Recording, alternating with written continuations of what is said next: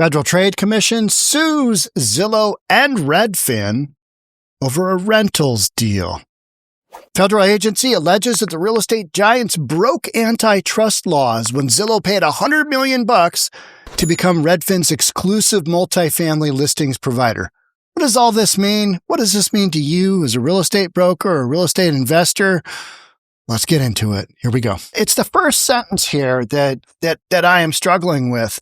Federal Trade Commission is suing real estate giants Zillow and Redfin, alleging the two companies illegally conspired to eliminate competition in the rental listings market.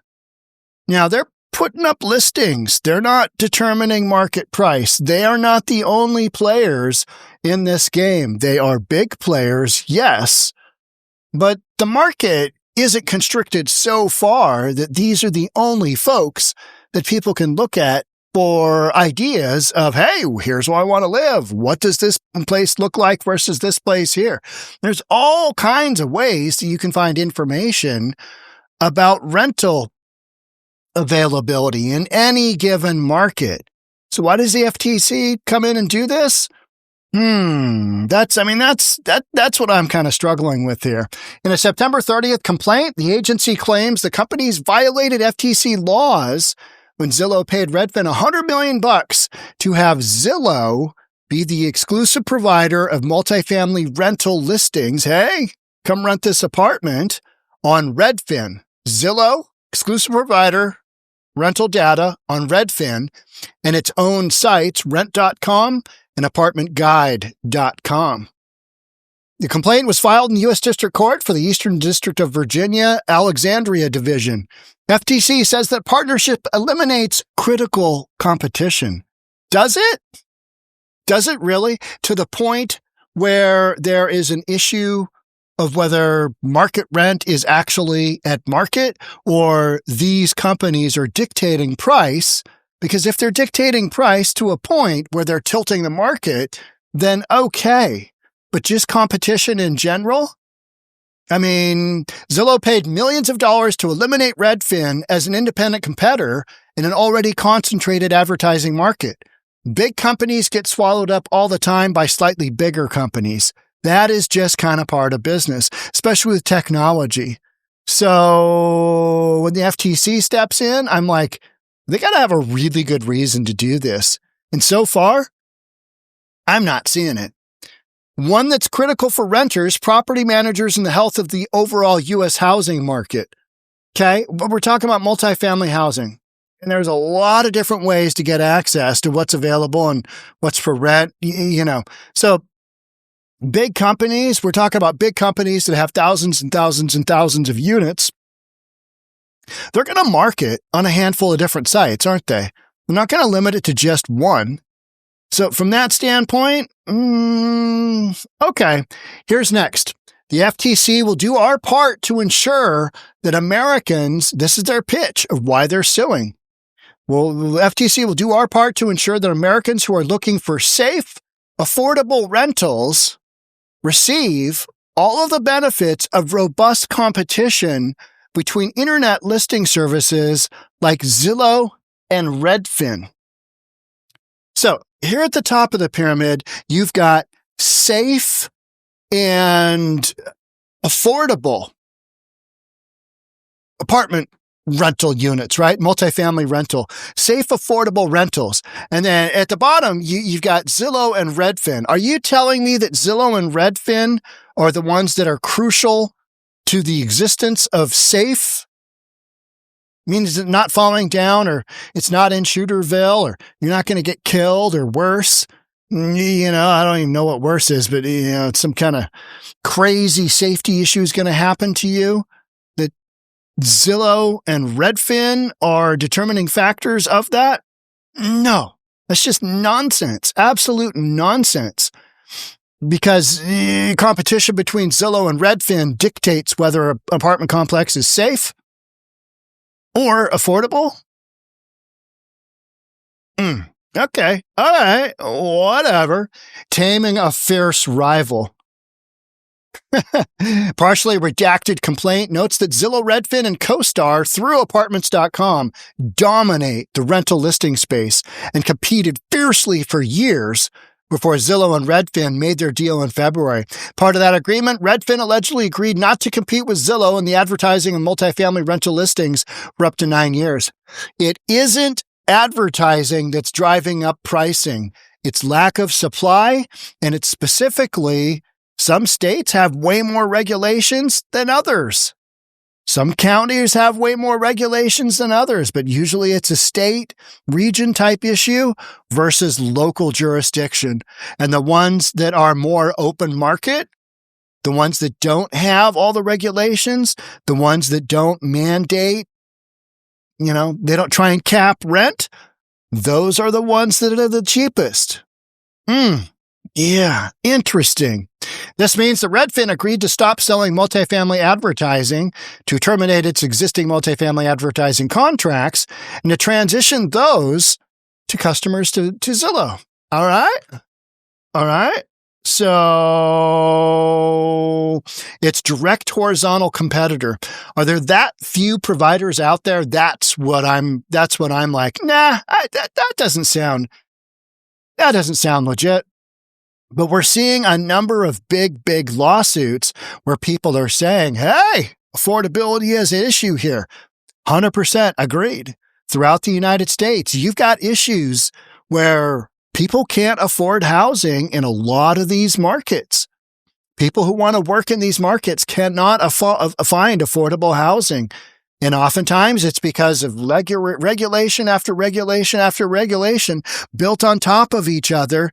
And you get to a point where an entire state is no longer affordable. And you've got all that regulation baked into land prices, which is the very core, the very beginning of where you start. Because without dirt, you don't have a project. And then you throw on top all kinds of just ridiculousness, talking about, stuff you got to do to your building, things you have to incorporate, ridiculous layers of just nonsense.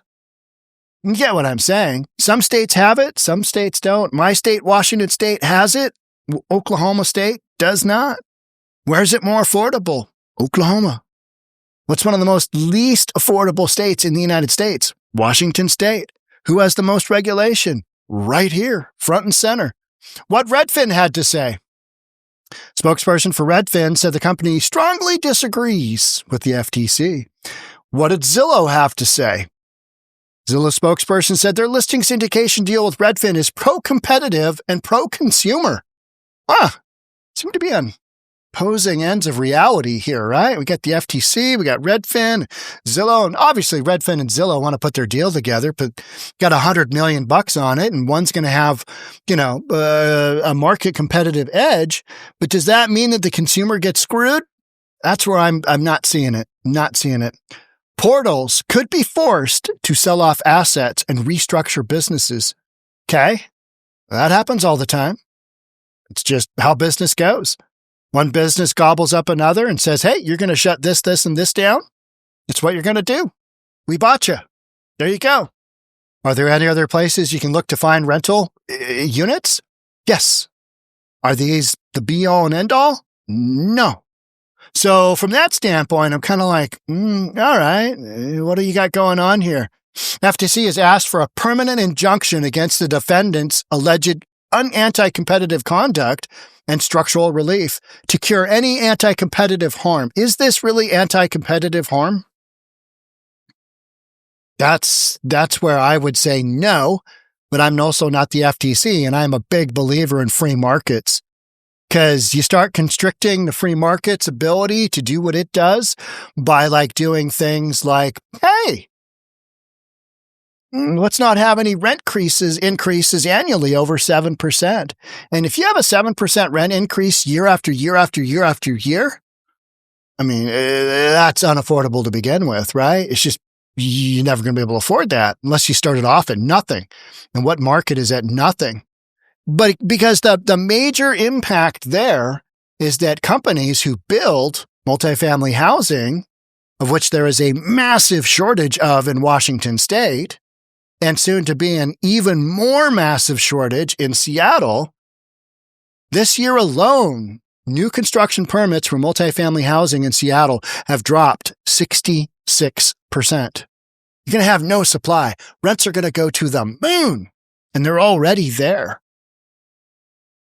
So, suing about advertising, to me, it's much ado about nothing. It's kind of like King County bans software that allows landlords to collude on rent prices. What are you talking about? And going back to the you cap rent, what you're doing there is you're basically telling big companies, don't come and build here. Don't come and build here because we're trying to artificially cap what the free market should be doing, which is you got a willing landlord, you got a willing tenant. That's what dictates pricing. If the landlord asks $4,000 for an apartment that's worth $2,000, what happens? It sits on the market. It's not like these companies, we're just going to put everything on at $4,000 and see where it goes. Nah, you got to have fair market, interplay in there. Willing buyer, willing seller, right? And in this case, it's willing tenant, willing landlord. King County bans software that allows landlords to collude on rent prices. Again, is this software, which is real? I think it's RealPage. Yeah, RealPage. Does that dictate high rental prices, or does policy set by the state, by the county, by the individual city? Does policy, which is restricted land supply, does policy which tells builders, hey, don't build here. It's not worth it. Your margin's going to be too thin because of all this ridiculous overregulation and existing land prices that just jacks up your price to something where you can't make any money. Why would you build here? Well, in Seattle, they're not. 66% drop in, multifamily permits. It's going to be wild. King County has taken steps to stop landlords from coordinating rent prices. Any industry has software where they're trying to maximize their profits. And that's all this software was done. It's ridiculous. Absolutely. Just what? You're doing what? On Tuesday, King County Council banned landlords. King County Council doesn't understand real estate. They don't understand pricing. They don't understand business in general. They banned landlords from conspiring on rental prices. Is there any proof whatsoever the rental prices were conspired to get jacked up? No, there's not. Because there's too many places for, rental units. Consumers can go elsewhere. Is, RealPage the only game in town? It's a tool. That's what it is. But you need to be able to point to somebody who's the bad guy. It's them over there that are conspiring to jack those prices up. That's why your prices are so high for rent. Never mind all the just absolute ridiculousness. In April, Washington State Attorney General's office filed a lawsuit against RealPage. What's interesting is you've got a whole bunch of other communities that have done the same thing. They all have policy in place, which has spiked their rents, spiked their housing costs, and they're in areas where they've shrunk the supply. And the land prices are through the roof, to the moon. You know who hasn't done that? Texas, Oklahoma, Florida. That's where people are moving to, right? That's where the exodus is going to, from big blue states to red states. Because of supply and demand. That's what causes it. Not rental software. But hey, if you've got a market where people are dumb enough to believe you, it's RealPage's fault. Then go with that and blame them, because then you don't have to take responsibility.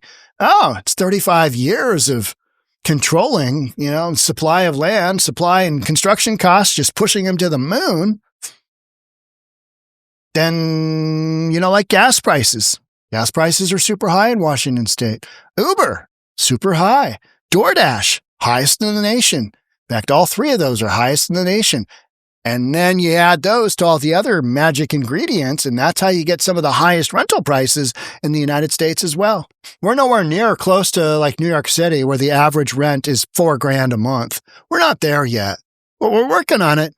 We're going to get there. And in the meantime, we're just going to blame a bunch of other stuff that doesn't really fit into the equation that we can have politicians point at and say, oh, we're protecting your interests, tenants. Because guaranteed, between these two lawsuits, rents aren't going down. They're going up. They're going up. Yeah, so you can mark your words. Whenever you see this, and you want to check whether what I'm saying is right or not, look, come back in 6 months. See if rents have gone down in your community. See if rents have gone up. Almost guarantee your rents have gone up. It's a supply issue, not that hard to figure out. RealPage's unfair practices are cheating renters and pricing families out of stable housing. Political leadership in Washington state's done that. Washington is facing a housing crisis, and we must respond with every available tool. They're blaming something that shouldn't be taking the blame here. This is just a tool. This is just a tool that analyzes rental prices. This doesn't create rent prices. It analyzes and tells a landlord, hey, you got a range of rents based on this data that are raised from here to here. Your property is located somewhere in here. That's where we recommend that you price your properties.